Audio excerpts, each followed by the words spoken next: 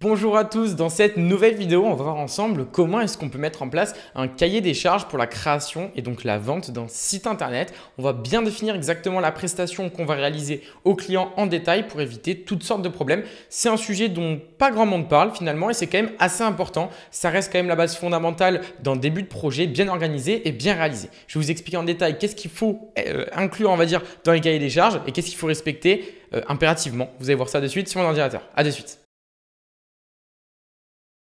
Nous revoilà sur mon ordinateur, on va directement rentrer dans le vif du sujet et on va voir comment est-ce qu'on fait un cahier des charges qui est complet pour la création d'un site internet. On va voir qu'un cahier des charges finalement c'est souvent sous-estimé. Il y a même certaines personnes qui ne le font même pas. Eh bien sachez que c'est une erreur. C'est une erreur qui est quand même assez grosse parce que concrètement nous allons voir que l'importance d'un cahier des charges est quand même primordiale au bon déroulé déjà de la prestation, donc là de la création du site internet, mais aussi de sa propre sécurité. Vous allez voir qu'il y a, en fait, c'est, on va dire, une méthode qui est assez générique pour éviter en fait certains abus vis-à-vis de nos clients. Donc concrètement, vous allez faire quoi? C'est quoi l'objectif d'un cahier des charges? Ça va être de définir clairement la prestation que vous faites à votre client, que vous vous mettez d'accord exactement sur ce que vous allez faire, ses attentes et que finalement, voilà, tout est clair et net dès le début, avant même la prestation et donc le début du projet. Donc effectivement, ça peut éviter pas mal de problèmes. On va voir ça en détail un petit peu plus tard. Néanmoins, maintenant, on va aborder le sujet de qu'est-ce qu'on va mettre finalement dans le cahier des charges parce qu'il y a plusieurs étapes, plusieurs choses à respecter pour pouvoir avoir un cahier des charges finalement assez complet. Donc finalement, la première étape du cahier des charges, ça va être quoi? Concrètement, ça va être pour viser l'objectif concret du site internet. Donc vous faites un site internet, maintenant définissez exactement le but de ce site internet, si c'est pour générer du lead, si c'est pour présenter un service, pour juste être un site vitrine finalement pour présenter l'entreprise en elle-même. Enfin voilà, il y a différents objectifs qui peuvent être possibles lors de la création d'un site internet et donc vous allez définir ça d'une manière claire. D'accord? Donc vous allez déjà comprendre aussi l'activité. Donc présenter effectivement l'objectif du projet à votre client, converser avec lui, voir si vraiment tout correspond à ce que lui attend et ce que vous pouvez lui apporter en termes d'objectif, de résultat final. Alors effectivement, très important de définir tous ces éléments en début du cahier des charges parce que ça va fonder en fait la base du projet. Parce qu'évidemment, si la personne veut un site vitrine simple ou un site e-commerce avec des fonctionnalités un peu plus poussées, avec des chatbots, enfin pas mal de fonctionnalités, forcément, ça ne va pas être même la même charge de travail. Et derrière, le devis va aussi varier en fonction. D'accord? Donc le cahier des charges, c'est quelque chose que vous allez potentiellement faire même avant de lui rédiger un devis pour être clair sur exactement ce qu'il veut et pouvoir facturer en adéquation avec ce que vous allez faire. Okay? Donc parler aussi, discuter avec la personne, récupérer un contexte minimal du moins de l'entreprise, de ce qu'il fait comme activité lui. Donc effectivement, c'est important de savoir quel type de site vous allez faire, mais aussi comprenez son activité purement, simplement dès le départ pour pouvoir derrière finalement faire un site qui va en adéquation avec son activité. Ça va de soi. Seconde étape qui est quand même vachement important, la description détaillée du projet. Donc là, vous allez mettre au clair exactement dès le départ quel type de site internet vous allez lui faire, quel type de site il veut. Donc comme je vous l'ai dit, vitrine e-commerce, que ce soit une marketplace ou des choses un peu plus spécifiques, mettez ça au clair. Évidemment, ça reste le b.a.-ba. D'accord? Définissez avec lui l'audience cible, donc le genre de personne qu'il veut toucher, si c'est du B2B, si c'est du B2C, désolé. Mettez vraiment au clair qui il souhaite cibler par rapport à la tranche d'âge, par rapport à est-ce qu'il vend un produit, est-ce qu'il vend un service, si c'est niché, si c'est assez généraliste. Voilà, posez tout ce genre toutes ces genres de questions pour avoir un maximum d'informations parce que vous allez évidemment créer le site internet de A à Z. Donc forcément, s'il y a une audience qui est quand même ciblée plus qu'une autre, vous allez devoir créer tout le contenu du site internet et le structurer d'une manière à ce que ça soit le plus efficace possible pour atteindre cette cible spécifique. Donc objectifs principaux du site aussi définis s'il est, comme je vous ai dit tout à l'heure, si c'est pour récolter du lead, si c'est pour juste se faire connaître ou présenter ses services par exemple. D'accord ? Ensuite, vous allez mettre au clair d'entrée de jeu pour gagner du temps concrètement, faire l'arborescence du site internet. Donc le sitemap en fait du site initial, d'accord? Donc le nombre de pages qu'il souhaite, chaque page en détail qu'il souhaite. Donc une page d'accueil, une page témoignage, une page réalisation, une page à propos, une page contact. Enfin voilà, on va dire le classique, hein, mais voilà, faites quand même l'arborescence du site dans le cahier des charges, comme ça au moins c'est clair et net. Il ne va pas vous demander de rajouter 10 pages après que le site soit fait pour que ça soit quand même voilà, un minimum justifié, surtout en termes de tarifs. Encore une fois, vous allez vous baser sur le cahier des charges, donc aussi l'arborescence du site pour pouvoir facturer votre prestation. D'accord ? Donc effectivement, définissez la structure du site avec les pages principales, les sous-pages qui restent quand même importants, même si ce n'est pas des pages entières, bon, ça demande du temps quand même. Donc demandez bien exactement quelle sous-page il souhaite avoir sur quelle page en particulier. Définissez aussi donc en termes de navigation ce qu'il veut comme principale page qui soit affichée sur la navbar tout simplement.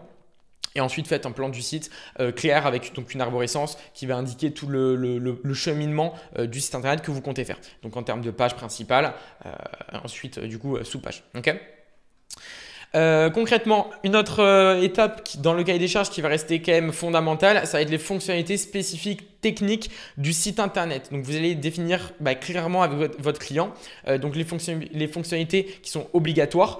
Donc là, vous allez lui demander qu'est-ce qu'il veut qui est essentiel. Vous allez aussi lui dire qu'est-ce qui est essentiel comme fonctionnalité, comme des formulaires, de la prise de contact. Ça dépend exactement dans quel secteur il est. Néanmoins, il y a certaines fonctionnalités qui sont quand même la base d'un site internet. Et ensuite, vous allez discuter avec lui les différentes fonctionnalités optionnelles qu'il va pouvoir demander, rajouter, qu'on va pouvoir effectivement considérer vis-à-vis de son secteur. Encore une fois, c'est assez flexible. Il n'y a pas vraiment de généralité à ce niveau-là. C'est du cas par cas concrètement. Et donc, tout ce qui va être spécification technique, donc vous allez lui expliquer quel CMS vous allez utiliser pour son projet et vous allez lui expliquer pourquoi. Et si jamais il y a des logiciels ou des plugins externes nécessaires, lui en faire part, surtout si forcément il y a une mensualité, si le logiciel ou le plugin est payant. Il faut bien sûr lui en parler. D'accord ? Ensuite, on va passer à une étape qui est selon moi primordiale. Clairement, c'est tout ce qui va être design et ergonomie. Finalement, vous allez vous mettre en accord avec lui exactement à quoi il va vouloir, enfin à quoi va ressembler son site. Concrètement, le design, c'est ce qui importe généralement, on va dire en grande majorité le client parce que c'est ce qu'il va voir concrètement tout ce qui est derrière, le back-end, l'aspect technique. Bon, c'est pas qu'il s'en fiche un peu, mais voilà, c'est un peu la réalité des choses. Donc, vous allez élaborer déjà une charte graphique initiale si ce n'est pas déjà le cas. S'il n'a pas de charte graphique, vous allez pouvoir lui en faire une du coup, soit le facturer en plus de votre prestation ou l'inclure dedans. Moi, personnellement, je l'inclus dedans. Bon, après, voilà, moi, les sites que je fais, c'est entre 3 et 4 000 euros. Donc, je pars du principe, voilà, faire un logo, faire une charte graphique, bon, ça ne me dérange pas tant que ça, d'accord. Donc voilà, vous allez vous mettre d'accord sur la typographie, les couleurs et globalement en fait l'atmosphère globale du site internet pour rester dans une ambiance qui reste quand même cohérente à travers tout le site internet. Ensuite, vous allez définir finalement une maquette ou un wireframe du moins avec votre client. Ça, c'est en option. Honnêtement, j'en ai déjà parlé. Est-ce que vous êtes obligé de faire une maquette pour chacun des sites que vous faites ? Non, vous n'êtes pas obligé. Pour des gros sites, c'est recommandé en réalité parce que c'est quand même un gain de temps. Néanmoins, sur les plus petits sites internet, vous n'allez pas vraiment gagner de temps en faisant une maquette. Je vous conseille de faire déjà une première version du site internet, one page, d'accord, la page d'accueil du moins. Et d'un point de vue design, vous faites quelque chose de sympa. Si c'est validé par le client, vous utilisez le reste. Enfin, du coup, vous avez créé le reste du site internet avec ce même design ou du moins vous en inspirez.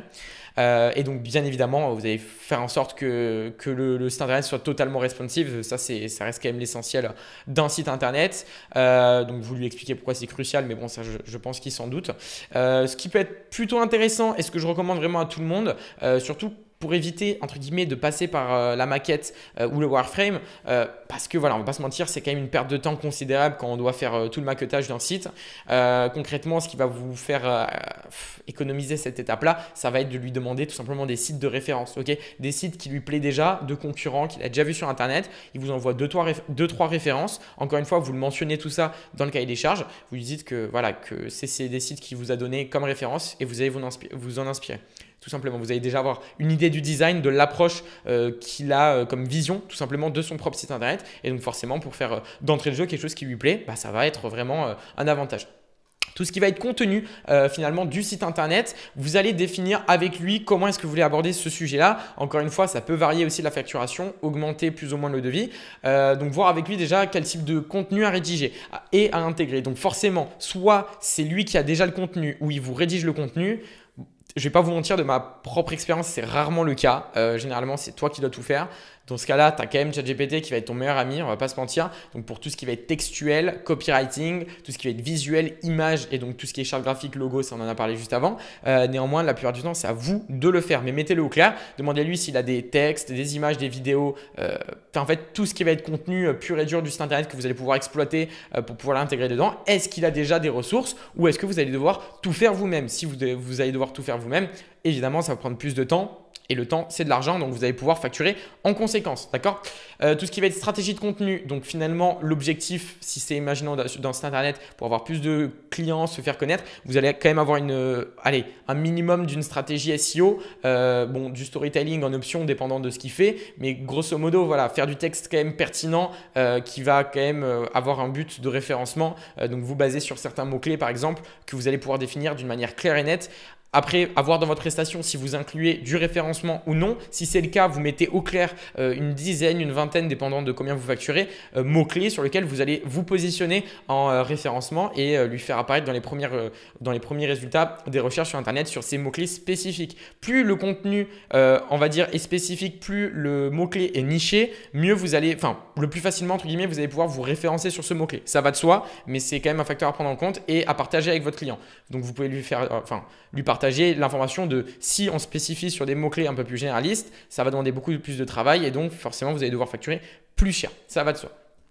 Donc bien sûr, après vous planifiez toute la création de contenu s'il y en a. Donc pour le référencement, tout ce qui va être publication d'articles dans le blog, parce que voilà, pour le référencement, il faut quand même une récurrence, quelque chose qui se met à jour, on va dire sur une base minimum mensuelle, plus hebdomadaire. Néanmoins, mettez tout ça au clair avec votre client, encore une fois, dans le cahier des charges.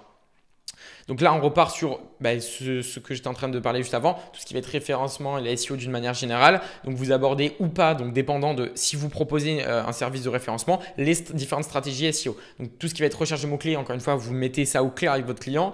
Tout ce qui va être optimisation, vous allez mettre au clair parce que finalement, ça c'est des choses qui vont vous prendre énormément de temps. Le SEO, c'est quand même un métier à part, on ne va pas se mentir. Ça peut potentiellement prendre autant de temps que la création elle-même du site internet.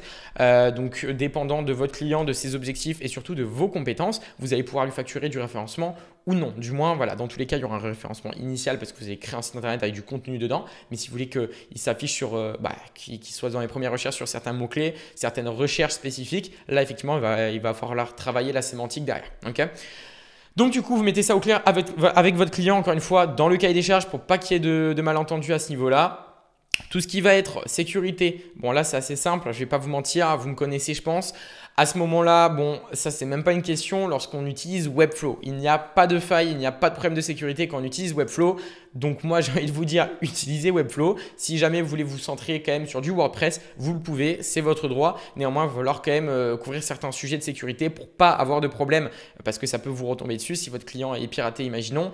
Donc tout ce qui va être protocole de sécurité, SSL, HTTPS, ça va de soi. Tout ce qui va être protection des données, donc aussi tout ce qui va être politique de confidentialité assez important qui est quand même obligatoire sur un site internet. Donc faites en sorte que c'est bien rédigé et que ça comporte tout ce qui est, on va dire, essentiel aux normes légales en France en termes de récupération de données, tout ce qui va être cookies, etc. Ok, n'oubliez pas de faire les mises à jour régulières aussi de vos plugins si vous êtes sur WordPress parce qu'on peut avoir des failles et donc être piraté derrière. Et faites des mises à jour régulières évidemment. Pareil pour les mises à jour du coup. Enfin des sauvegardes. Gestion de projet, donc comment est-ce que vous allez gérer le projet? Ça reste quand même le b.a.-ba aussi parce que bon, le client va vous payer pour une prestation, il faut définir une durée, c'est très important. Donc mettez en place un calendrier, des deadlines évidemment encore une fois. Faites des points assez souvent avec votre client, que ce soit des retours vis-à-vis du site, des retours vis-à-vis de lui, son avancement, par exemple s'il doit vous fournir des informations, des ressources. Généralement les clients peuvent potentiellement, généralement, prendre pas mal de temps à vous répondre, à vous envoyer ce qu'ils doivent vous envoyer.